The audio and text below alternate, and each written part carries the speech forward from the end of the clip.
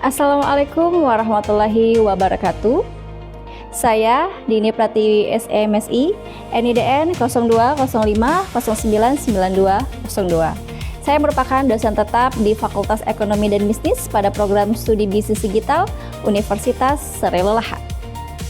Pada kesempatan ini, izinkan saya memaparkan salah satu mata kuliah yang saya ampu, yaitu Financial Technology.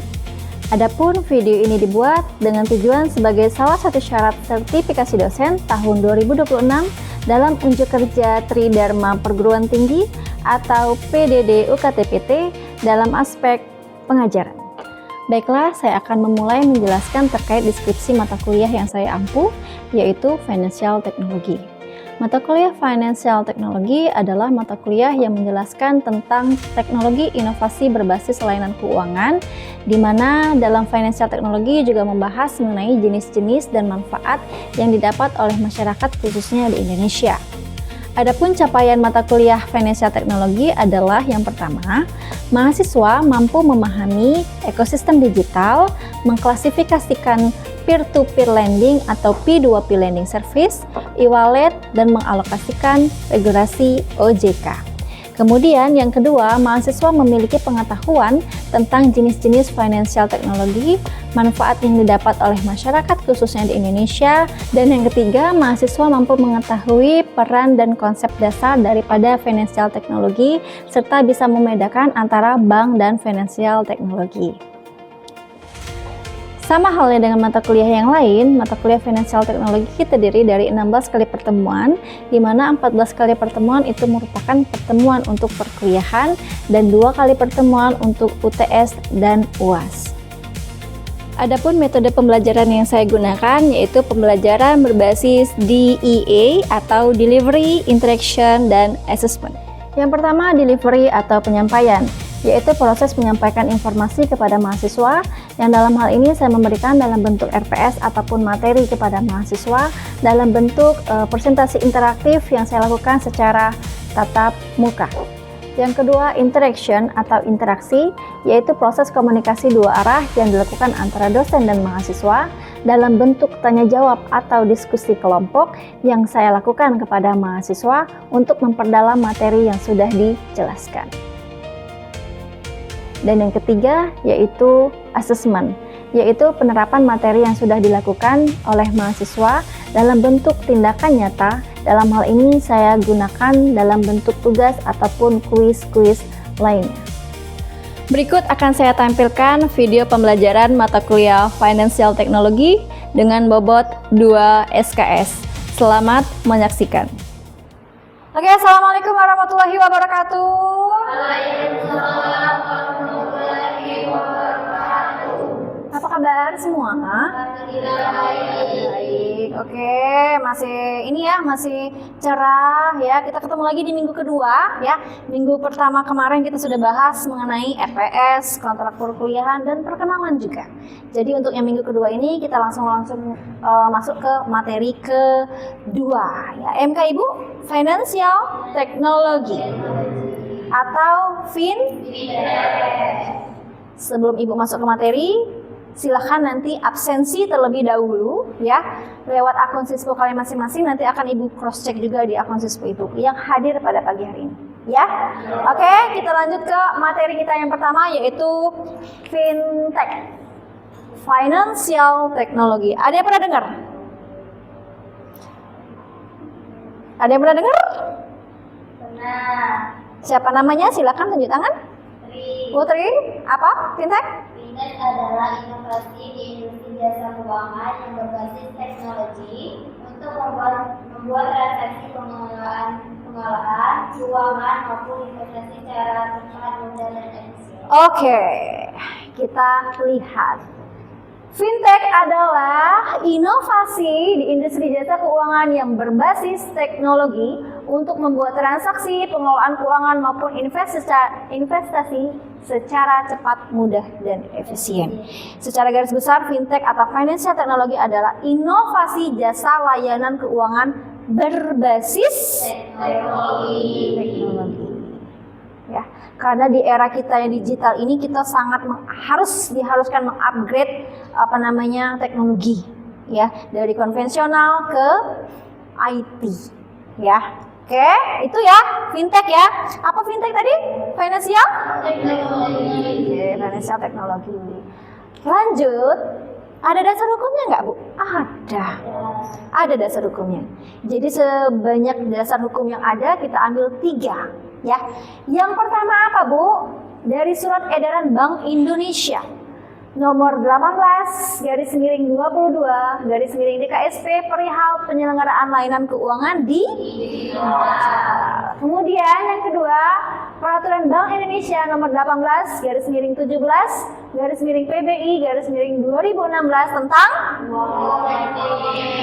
dan yang ketiga, Peraturan Otoritas Jasa Keuangan Republik Indonesia nomor 13/PJOK/2018 tentang inovasi keuangan digital. Jadi ada 3 dasar hukumnya. Jadi kalau sudah ada dasar hukumnya, sudah resmi dan dia dinaungi. Oke, nanti kita bahas selanjutnya. Ini dasar hukumnya, Nak, ya. Ada berarti.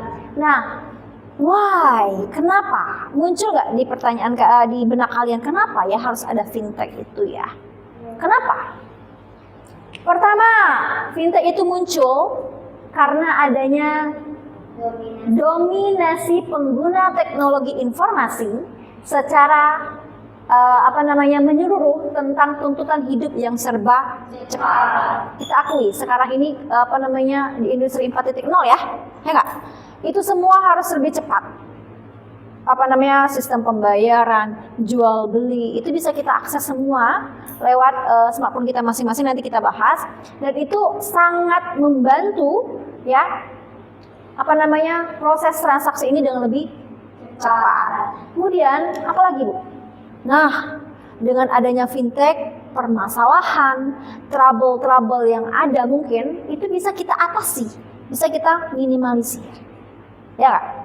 Dan yang ketiga, dengan kata lain ya, fintech itu membantu transaksi jual beli dan sistem pembayaran menjadi lebih efisien. Oke. Manfaatnya ada? Ada, Bu, manfaatnya. Kalau tidak ada manfaatnya, kita tidak usah pelajarin ini. Ya enggak? Ya. Manfaatnya apa? Akses layanan keuangan itu bisa diakses lewat smartphone. Smartphone kalian nanti Ibu cek, ada nggak aplikasi fintech yang kita pelajari hari ini? Belum tahu kan apa aja aplikasinya? Belum tahu? Nanti kita lihat ya. Sebelum kesini, Ibu mau cross check dulu ya. Jenis-jenis fintech yang ada di Indonesia. Kemudian ini kan ada fintech dan bank ya. Fintech dan bank. Muncul nggak di benak kalian tuh, yang sudah dijelaskan tadi, pernyataan tadi tentang fintech agak sama ya dengan bank, seperti itu, ya kan? Nah, sama nggak kira-kira? Rizky, sama nggak? Tidak. Yang lain? Tidak. Karena apa? Tidak sama. Karena bank adalah lembaga keuangan berlisensi yang mengurus dana masyarakat seperti tabungan dan menjaga kembali. Kita keep. Artinya bank itu merupakan suatu lembaga keuangan berlisensi yang sangat besar pengaruhnya kepada masyarakat. Karena apa? Kita masyarakat ini nak nabung, ya nak? Ya. Itu bank, itu tempatnya tuh di bank. Ada yang sudah buka tabungan? Sudah? Semua sudah ada? Sudah ada buku tabungan? Sudah. Coba Ibu mau tanya. Stella, punya bank apa, Nak? BSI. Singkatan dari? Bank Syariah Indonesia. Bank Syariah Indonesia. Ini kita bicara bank dulu ya. Kita bicara bank dulu. Bank Syariah Indonesia. Wahyuni, BRI singkatan dari Bank Rakyat Indonesia. Putri, Sumsel, Bank Daerah Sumatera Selatan. Meli, Bank Negara Indonesia. Rizky, BCA, Sentral Asia. Weh, Bank Sentral Asia, Bank Negara Indonesia, Bank Sumsel ya, Bank Daerah, Bank Rakyat Indonesia, BRI, BSI, Adinda, BNI, Cerah, Mandiri. Sebelahnya Aldo, BRI, Hafiz, WRI, TK, Mandiri, Mandiri. Oh banyak berarti jenis bank, ya kak? Banyak jenis bank ya kak? Nah itu bank, jenis bank. Fintech sekarang. Jenis fintech di Indonesia. Kalau tadi bank di Indonesia, ya. Jenis fintech yang ada di Indonesia ada 3. Yang pertama ada peer-to-peer lending atau disingkat P2P. Biasanya P2P lending service. Kita bahas satu-satu dulu ya. Peer-to-peer itu menyediakan peminjaman dana untuk modal usaha atau pemenuhan kebutuhan. Artinya, contoh, Rizky mau pinjam dana sebesar 200 juta. Ya, pinjam kemana Bu? Ya ke tempat yang punya donatur ya. Dia sebagai donatur artinya pemegang saham atau investor. Di antara kedua belah pihak itu saling berkaitan ya, di bawah materai biasanya. Itu saling kerjasama. Misalkan nih pinjamannya nanti 200 juta, jatuh temponya berapa? Resmi itu. Untuk apa? Modal usaha. Artinya secara garis besar, fintech itu bisa membantu, membantu perekonomian, kestabilan ekonomi, mungkin di UMKM, ya enggak? Dia bisa membantu UMKM untuk meminjamkan dana untuk membantu modal usaha. Bagus nggak? Bagus nggak? Bagus. Yang kedua Bu, crowdfunding. Jenis fintech ini mempertemukan pihak yang memerlukan dana dan pihak donatur dengan jaminan transaksi secara aman dan mudah. Crowdfunding tidak hanya dimanfaatkan untuk pengumpulan donasi atau sumbangan saja, tetapi juga bisa dalam menemukan investor atau pelaku bisnis. Konteksnya sama, tapi ada tipe-tipe yang berbeda. Itu. Dan yang ketiga, e-wallet. Pernah dengar e-wallet? Baru ini? Baru dengar Bu. Kalau dompet digital? Pernah. Kita lihat, ini adalah jenis fintech yang paling banyak kita jumpai saat ini, yaitu dompet digital yang berperan menyediakan tempat penyimpanan uang secara elektronik.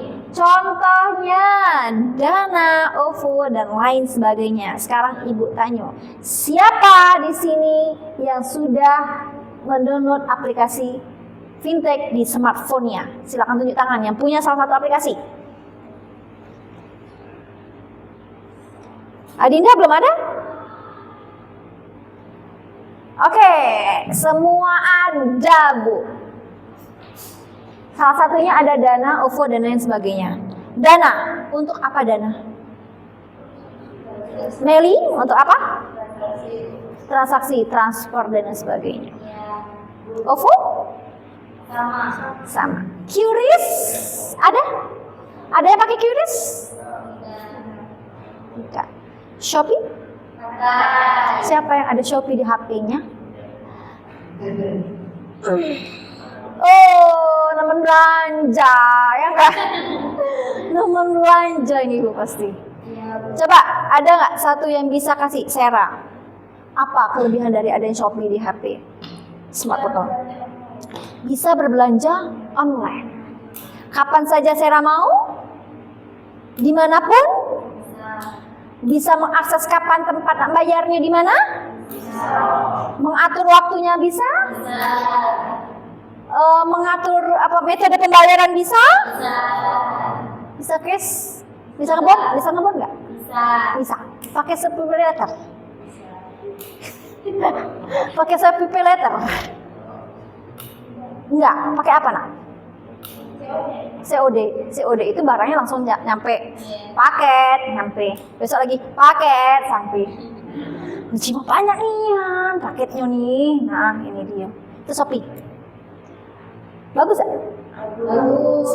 Sebelum ada Shopee, belanjanya kemana? Pasar. Nah, sekarang ilustrasinya dengan adanya Shopee. Bisa diakses kapan saja. Kapan saja, lagi boring, searching, scrolling, tatak, tiba-tiba besok sudah sampai. Sebelum ada Shopee, Sera, belanja ke pasar. Jarak tempuh kamu dari rumah ke pasar berapa? Berapa lama? 10 menit. Dulu sebelum ada Shopee, have fun aja sih ya. Sekarang nggak adanya Shopee, males, mager, enak aja, langsung pesan besok sampai. Ya nggak? Itu keunggulannya. Kira-kira kalau belanja online, keunggulannya itu ya. Kalau kelemahannya ada nggak? Mungkin pengalaman ibu pribadi nggak sesuai, ya nggak?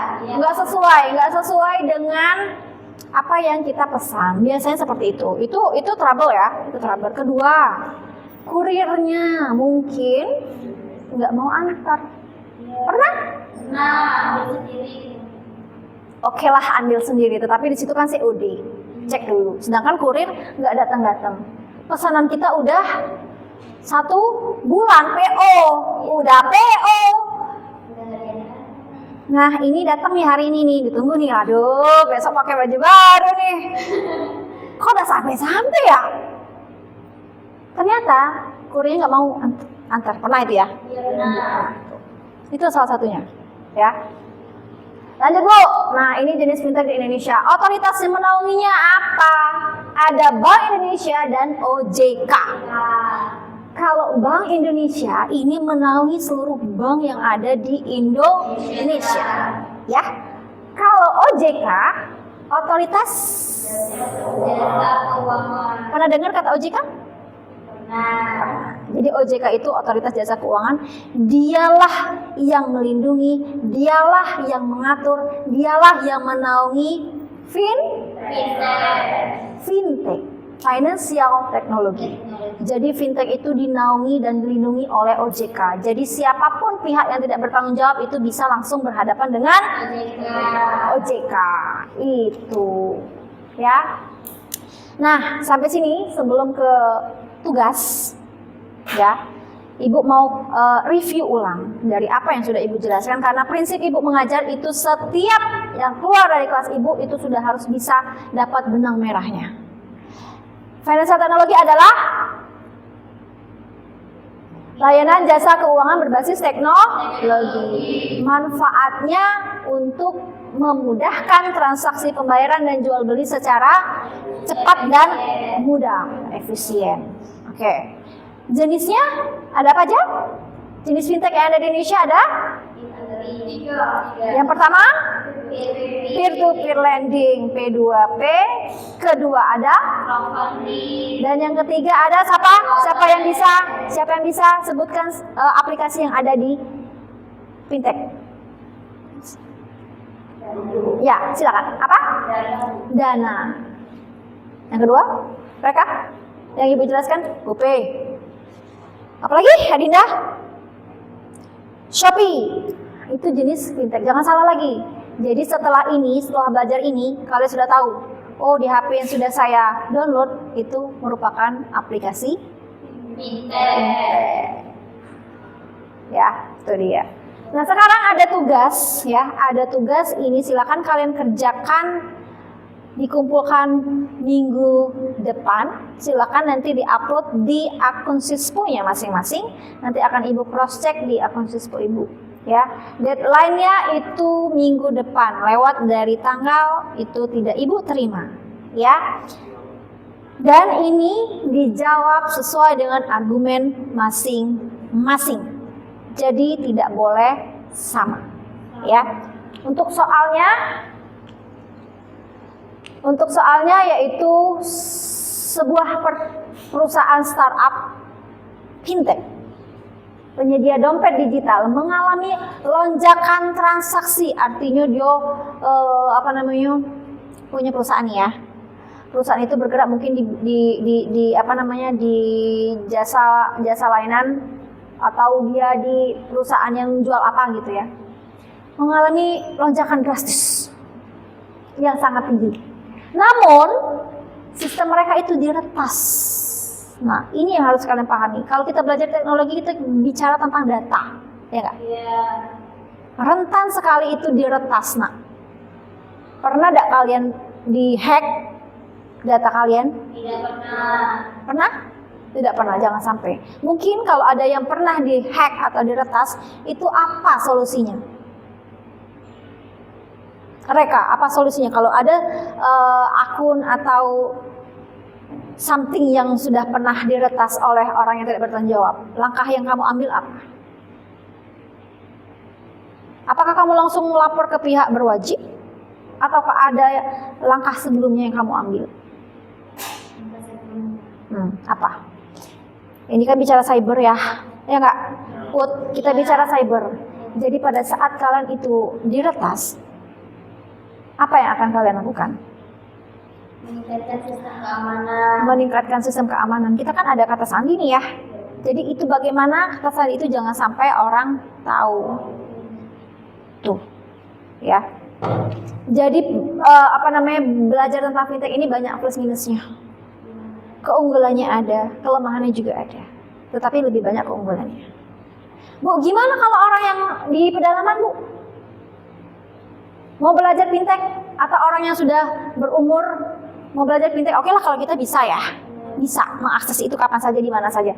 Kalau orang yang sudah umurnya sudah paruh baya, atau dia ditempatkan di pelosok daerah, bagaimana Bu dia mengaksesnya? Mungkin ada trouble ya. Contoh, sinyal. Kedua, dia juga tidak bisa mengakses itu, ya nggak? PR-nya apa? Belajar. Ya. Jadi sekarang Ibu tanya, antara bank dengan fintech apa perbedaannya? Perbedaannya bank dan fintech. Kalau bank, kita kutuk datang ke bank langsung. Selamat pagi Bu, selamat pagi Pak, ada yang bisa dibantu? Ya, mau buat rekening atau mau buku ini kartu. Silakan Ibu langsung ke CS-nya. Gitu. Kita disambut baik ya, sesuai dengan kebutuhan kita. Kalau fintech kapan aja bisa kita akses itu. Ya. Oke, ada pertanyaan setelah ini? Tidak, sudah jelas? Sudah, baik kalau sudah jelas. Kita lanjutkan ke minggu berikutnya, minggu ketiga dengan bahasan fintech, tetapi dengan ruang lingkup yang berbeda. Lanjutan dari materi fintech yang dasar-dasar keuangan fintech. Ya, jadi minggu selanjutnya Ibu tunggu tugasnya langsung dikumpulkan dan kita masuk ke materi ketiga. Seperti biasa kita masuk pukul 8 sampai dengan selesai. Oke? Terima kasih anak-anak. Sampai ketemu di minggu berikutnya. Sehat selalu. Ibu tutup. Assalamualaikum warahmatullahi wabarakatuh. Waalaikumsalam warahmatullahi wabarakatuh. Terima kasih Ibu. Demikian deskripsi singkat dari mata kuliah yang saya ampu. Semoga bisa memberikan gambaran terhadap pengajaran yang telah saya lakukan. Saya mengucapkan terima kasih yang sebesar-besarnya kepada tim penilai dan seluruh panitia sertifikasi dosen tahun 2026, khususnya pada Direktorat Sumber Daya Dirjen Dikti-Ristek dan Kemendikti-Saintek Indonesia. Tidak lupa juga saya mengucapkan terima kasih kepada Universitas Syairul Lahat, rekan sejawat dosen, dan rekan-rekan mahasiswa. Demikian yang dapat saya sampaikan. Saya menghaturkan permohonan maaf jika terdapat kesalahan baik tutur kata dan perbuatan. Saya akhiri. Assalamualaikum warahmatullahi wabarakatuh.